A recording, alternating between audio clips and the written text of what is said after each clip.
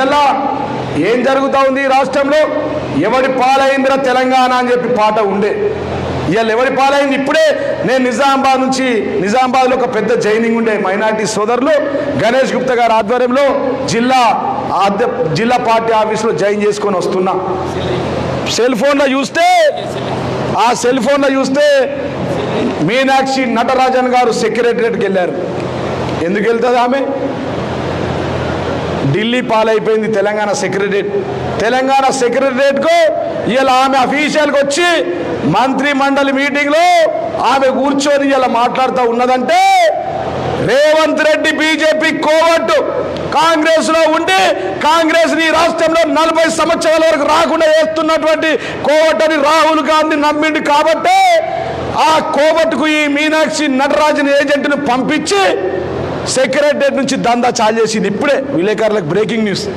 ఇప్పుడున్నది సెక్రటరియట్లా ఏంది అంటే ఇక దోసుకున్నది హర్యానా ఎలక్షన్, ఢిల్లీ ఎలక్షన్, మహారాష్ట్ర ఎలక్షన్కు తెలంగాణ డబ్బంతా పంపించారు. ఇక లేవు. ఇంకా కొత్తగా ఏమున్నదంటే ఆ రోజు ఇందిరాగాంధీ సెంటిమెంట్తోని పాపం హైదరాబాద్ సెంట్రల్ యూనివర్సిటీ ఉండాలన్న ఉద్దేశంతో మరి సెంట్రల్ యూనివర్సిటీ తీసుకొస్తే ఇవాళ అదే సెంట్రల్ యూనివర్సిటీ ఈ రేవంత్ రెడ్డి అంటే అమ్మేయడానికి ప్రయత్నం చేస్తే సుప్రీంకోర్టు చుక్కెదురైంది. ఆపేయమని చెప్పింది. ఇలా సుప్రీంకోర్టు ఆపిన భూములు ఇలా ఏవైతే ఉన్నాయో అవి సెంట్రల్ యూనివర్సిటీ యొక్క భూములను మరి సుప్రీంకోర్టు ఆదేశాల మేరకు ఆపేసిరు. ఇలా రేవంత్ రెడ్డి అనే వ్యక్తి ఇలా ఇక్కడ భూములు అమ్మడానికి ప్రయత్నం చేస్తూ ఉన్నాడు. ఆ భూములలో అమ్మి కూడా రియల్ ఎస్టేట్ దందా వేసి మళ్ళా బీహార్ ఎలక్షన్లు వస్తున్నాయి. కాబట్టి ఈ మీనాక్షి నటరాజన్ ఆ బీహార్కు మళ్ళా మూటలు ఎత్తుకొని పోవడానికి వచ్చి సెక్రటరియట్లో కూర్చున్నా అని చెప్పి సందర్భంగా నేను తెలియజేస్తా ఉన్నా. రాహుల్ గాంధీ నమ్మిండు. రేవంత్ రెడ్డి పెద్ద కోవట్టున్నాడు, మన పార్టీని ఖతం చేస్తుండు. కాబట్టి నా ఏజెంట్గా మీనాక్షి నటరాజన్ పంపిస్తున్నా అని చెప్పి ఇవాళ తెలంగాణ రాష్ట్రంలో ఢిల్లీ చేతులకు వెళ్ళిపోయిందని చెప్పి సందర్భంగా నేను తెలియజేస్తా ఉన్నా.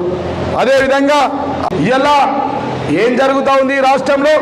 ఎవడి పాలైందిరా తెలంగాణ అని చెప్పి పాట ఉండే. ఇవాళ ఎవరి పాలైంది? ఇప్పుడే నేను నిజామాబాద్లో ఒక పెద్ద జైనింగ్ ఉండే మైనార్టీ సోదరులు గణేష్ గుప్తా గారి ఆధ్వర్యంలో జిల్లా పార్టీ ఆఫీసులో జాయిన్ చేసుకొని వస్తున్నా. సెల్ ఫోన్లో చూస్తే మీనాక్షి నటరాజన్ గారు సెక్రటరియట్కి వెళ్ళారు. ఎందుకు వెళ్తుంది ఆమె? ఢిల్లీ పాలైపోయింది తెలంగాణ సెక్రటరియట్కు. ఇలా ఆమె అఫీషియల్గా వచ్చి మంత్రి మండలి మీటింగ్లో ఆమె కూర్చొని ఇలా మాట్లాడుతూ ఉన్నదంటే రేవంత్ రెడ్డి బీజేపీ కోవట్టు కాంగ్రెస్లో ఉండి కాంగ్రెస్ని రాష్ట్రంలో 40 సంవత్సరాల వరకు రాకుండా చేస్తున్నటువంటి కోవట్టని రాహుల్ గాంధీ నమ్మిండు. కాబట్టి ఆ కోవట్టుకు ఈ మీనాక్షి నటరాజన్ ఏజెంట్ను పంపించి సెక్రటరియట్ నుంచి దందా చాలు చేసింది. ఇప్పుడే విలేకరులకు బ్రేకింగ్ న్యూస్. ఇప్పుడున్నది సెక్రటరియట్లా ఏంది అంటే ఇక దోసుకున్నది హర్యానా ఎలక్షన్, ఢిల్లీ ఎలక్షన్, మహారాష్ట్ర ఎలక్షన్కు తెలంగాణ డబ్బంతా పంపించారు. ఇక లేవు.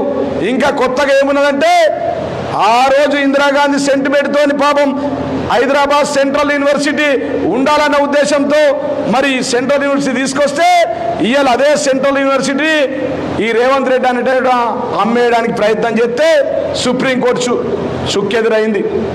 ఆపేయమని చెప్పింది.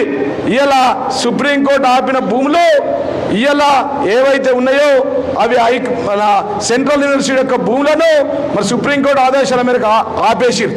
ఇలా రేవంత్ రెడ్డి అనే వ్యక్తి ఇలా ఇక్కడ భూములు అమ్మడానికి ప్రయత్నం చేస్తూ ఉన్నాడు.